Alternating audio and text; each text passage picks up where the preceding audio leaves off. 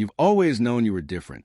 You feel every room more deeply than others, yet you analyze it with an icy precision that unnerves them. You read pain like a map, motives like a code, and still you hide, because you sense a truth most will never admit. Empathy can be dangerous. You learn early that feeling too much could break you. So you build a mask that could endure, a face that could pass through the world without revealing the storm inside, a smile that looked effortless, though it was carved out of exhaustion, a calm tone, even when your chest was burning. You carried it like armor, but armor worn too long fuses to the skin. You became both the watcher and the actor. You stood in the room, but never fully belonged to it.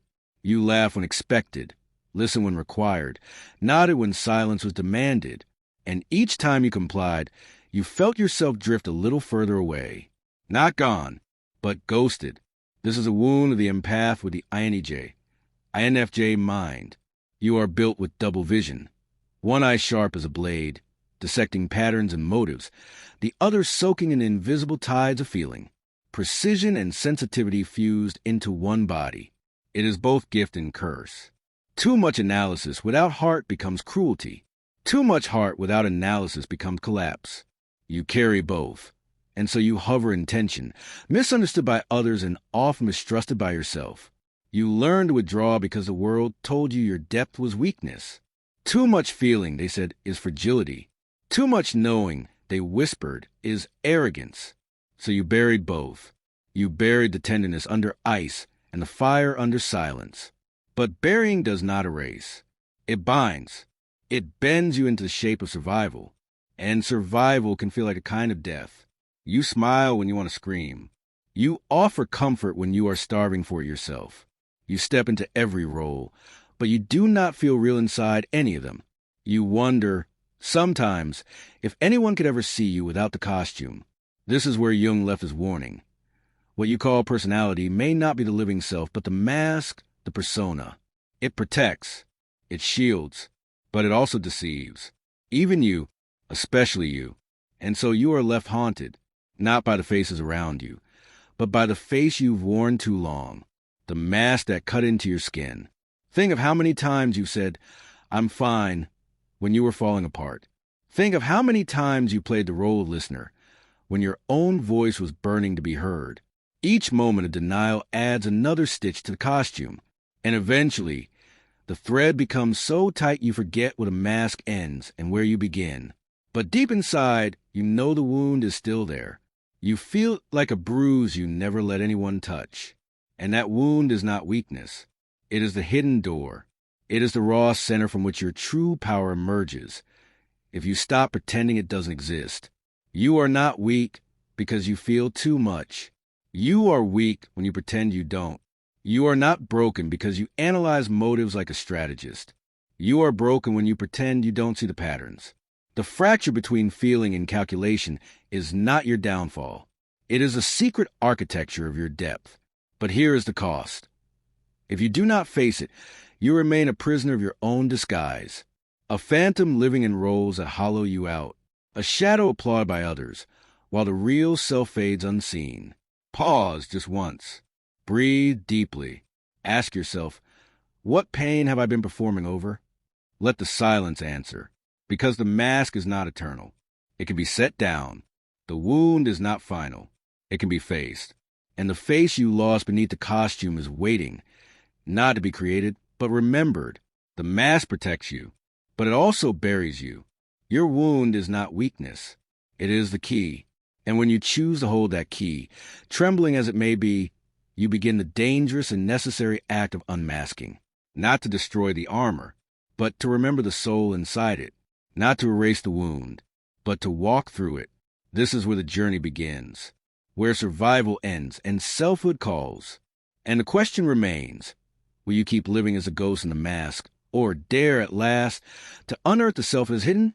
You think you decide who you are, but often something else decides for you. You wake with the illusion of choice, but the day is already scripted by forces beneath awareness. You feel as though you move freely. In truth, you are being moved. Inside you, there are fragments, splintered forces that carry memories, fears, and half-forgotten wounds. They are not silent. They are not passive. They are the hidden rulers that guide your reactions before you even know you have reacted. You walk into a crowded room. Before you can breathe, the rescuer takes command. You smile too quickly, lean forward, and begin absorbing the unspoken weight of others. Their discomfort becomes yours. Their tension becomes your burden. You are possessed by the healer, and the cost is always your own depletion. Another moment, different place. The strategist rises. Your vision sharpens, your pulse slows, and you dissect every motive in the room. You anticipate betrayal before it arrives. You calculate escape routes even when no threat is visible. The strategist does not wait for permission. It seizes you. It speaks in your voice. And you call this choice. It is not choice. It is takeover. You are pulled between polarities. Hyper-empathic absorption on one side. Cold tactile attachment on the other. One complex wants to embrace, to mend, to soothe. The other wants to sever, to escape, to burn bridges before they collapse. Each declares itself the true you. Both are liars. Both are fragments. Jung warned that complexes behave like independent beings. They act as if alive, as if carrying their own desires and strategies. That is why you feel possessed. Because you are. Think of the times you have said, "I don't know why I did that." The words were true. You didn't know, because it wasn't entirely you. It was one of the hidden rulers, speaking through you, then retreating into shadow once its task was done. And these rulers do not announce themselves with names or warnings. They live like parasites in the psyche, waiting for their moment of dominance. They draw from old wounds, forgotten betrayals, inherited fears. They step forward when the present mirrors the past. When your body remembers pain faster than your mind does, your life becomes a theater of possession, a revolving door of masks, each one certain it is the only face you have. The rescuer, the strategist, the exile, the avenger, the prophet of moods no one else can sense. They take turns, they clash, they sabotage, and you are left confused, believing you are the chaos, when in truth you are the stage on which the chaos performs. But here lies the truth you fear and crave. Until you name them, they name you. Until you learn their patterns, you will mistake them for identity. You will keep saying, "This is just who I am," when in fact it is only who sees you in that moment. Complexes are the hidden rulers. They move you when you think you are moving yourself. So pause. Remember one time, just one, when you acted in contradiction to your own intent. A word you regretted, a gesture you never meant, a silence that betrayed your truth. That moment was not random. It was not meaningless. It was a shadow force claiming the reins. Naming is the first rebellion. Recognition is the first fracture in their power. Because once you can whisper, "That was not me," it was a rescuer, it was a strategist, it was the wounded child, you begin to create distance. And in that distance, you awaken the witness, the self that observes rather than obeys. This is a terrifying work. To admit that you are not one, but many, that the I you protect is not singular, but a parliament of voices, many of which are not yours. But this is also the hopeful work, because when you see them, you are no longer condemned to serve them blindly. You were not born to be ruled by hidden forces. You were born to unmask them, to integrate them, to reclaim the throne they usurped. And though it feels impossible, remember, every shadow retreats the moment it is named in light. The prison isn't built of walls. It's built of roles you never questioned, roles that cling to you like second skin, roles that whisper, "This is who you are," until you forget that you were ever anything else. You think of yourself as one being, but you are not. You are the rescuer, the analyst, the silent shadow who predicts the storm. You slip into each without hesitation, as if possessed. And in truth, you are. The mask, the persona, begins as protection. It allows you to survive the gaze of the world, to shield your wound from exposure. But protection becomes identity, and identity becomes prison. You mistake the mask for your face. You play the rescuer until you are drained, carrying burdens that were never yours. You play the strategist until you are paranoid, cutting away connection before betrayal has even arrived. You play the prophet of moods, until your own voice dissolves into silence. Each role feels necessary. Each role feels safe. Yet every role erases a piece of you. Why do you cling to them? Because freedom requires the death of these old disguises. And death, even symbolic, is terrifying. If you let go of the rescuer, will you become heartless? If you release the strategist, will you be devoured? If you abandon the silent prophet, will you vanish into nothing? This is why the psyche resists individuation, because wholeness demands a surrender of masks. Jung named this resistance for what it is: psychological possession. It is the moment you forget the role was only a mask and begin to worship it as your essence. You say, I am the one who saves others. You say, I am the one who sees everything. You say, I am the one who suffers silently. But none of these are true. They are fragments that rule you in turn. And to let them rule is slavery. Roles become cages. Possession is forgetting who you truly are. Think of how long you have lived this way. How many years were spent not as yourself, but as a series of roles performing for a world that rarely noticed the cost. The empath with the INTJ. INFJ mind is especially vulnerable here. Your empathy binds you to the rescuer's mask. Your strategic insight shackles you to the analyst's mask. Your depth of intuition traps you in the role of silent prophet. And every mask feels so natural that you do not see it strangling you. But you are not these masks. You are the one beneath them, the witness, the center, the self that remains when all performances end. Take this moment now. Whisper quietly the role you play most often: rescuer, analyst, prophet, whatever it is. Notice how it feels when named aloud: heavy, inevitable, or suddenly fragile, as if speaking it cracked the illusion for first time. That whisper is the beginning of rebellion. Naming the mask weakens its grip. It does not vanish, but it loses its claim to be all of you. And here lies your choice: remain bound to masks or begin the dangerous work of shedding them. To shed them is to risk collapse. To shed them is to endure the fear of emptiness. But beyond that emptiness waits the self you have not yet met. The prison was never built of walls. It was built of roles. And those roles are not eternal. You can walk free. But first, you must stop bowing to the cages you've mistaken for home. The signal you call fear is not an enemy. It is a summons. It arrives not as a gentle invitation, but as a tremor in your chest, a quickening of breath, a dream that unsettles you at 3 a.m. It is the knock you spend your life trying not to answer. The unconscious does not whisper politely. It erupts through anxiety that steals your sleep, through patterns that repeat until they grind you down, through uncanny encounters where the same symbol appears again and again until you can no longer dismiss it as coincidence. It drives you toward the edge, toward the leap you swore you would never take. And here lies the paradox. The empath's greatest test is not compassion. It is courage. Compassion is natural to you. It spills out of you even when you wish it wouldn't. But courage, that is the threshold you resist. Because courage requires you to stop hiding behind the safety of giving and to face the terror of becoming. Hope does not come dressed as comfort. Hope arrives wrapped in dread. It wears the face of your deepest fears. It disguises itself as danger. That is why you turn away. That is why you delay. But every delay thickens the chains. The INFJ mind is built to resist chaos.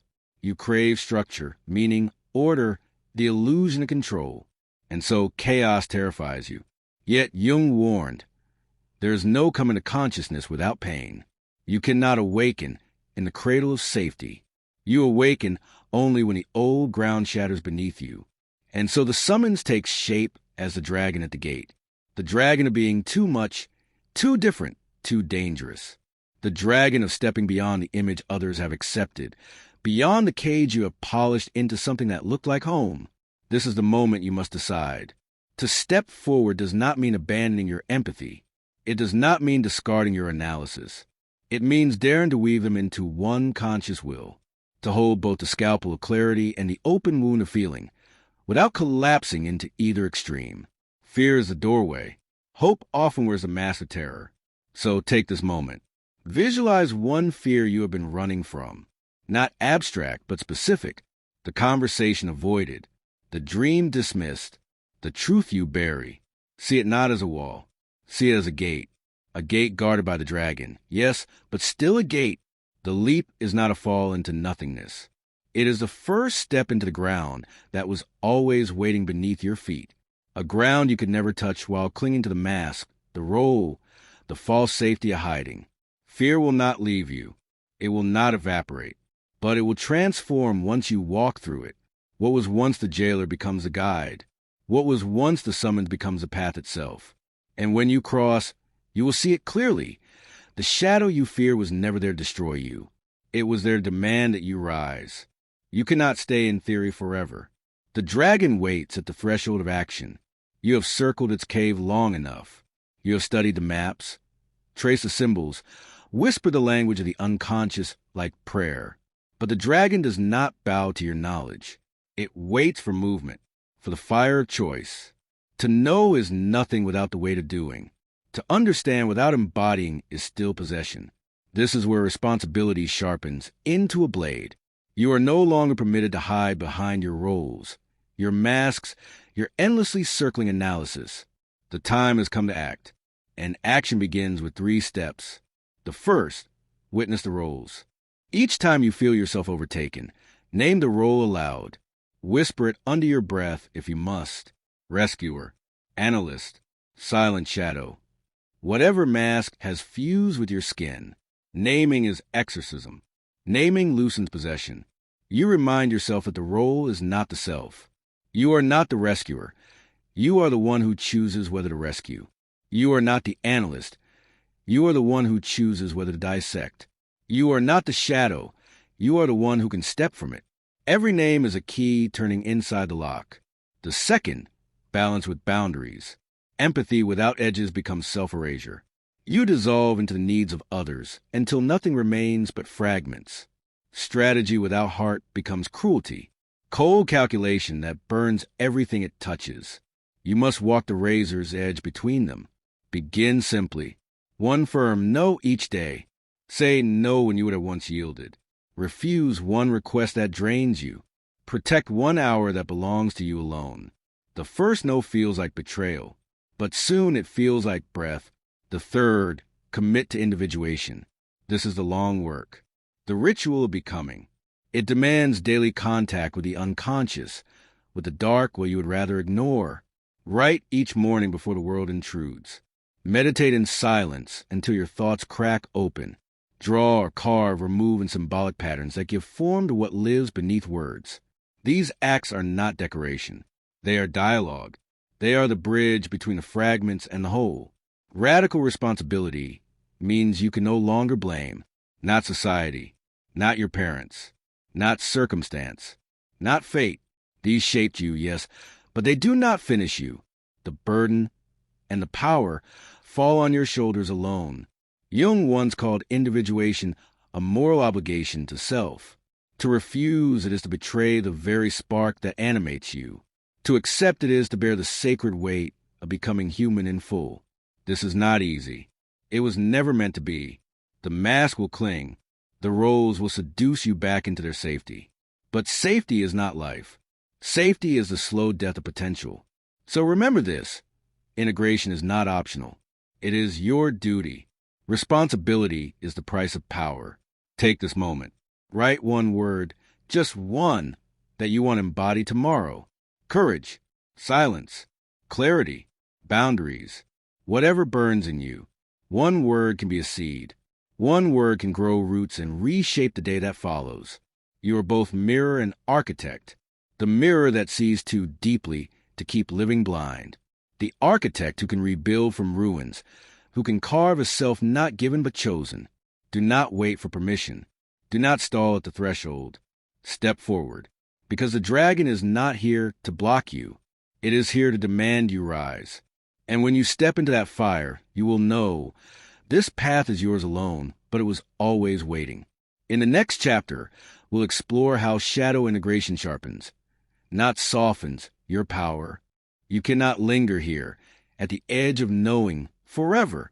One more step is demanded. The longer you hesitate, the heavier the mask grows, the louder the fragments scream to be heard. But once you move, something irreversible begins. Understand this. No one else will carry this burden for you. No savior will peel the mask away. No guide can walk through your shadow. Only you. That is the terror. And that is the liberation. Every act of responsibility is rebellion against the prison of roles. Every boundary is a declaration of existence. Every word you write, every ritual you keep, every moment you refuse to betray yourself. It is a stone laid on the road back to your soul. So write your word, guard your breath. Step forward with the dragon at your side, because power is not inherited. It is forged, and you are the forge.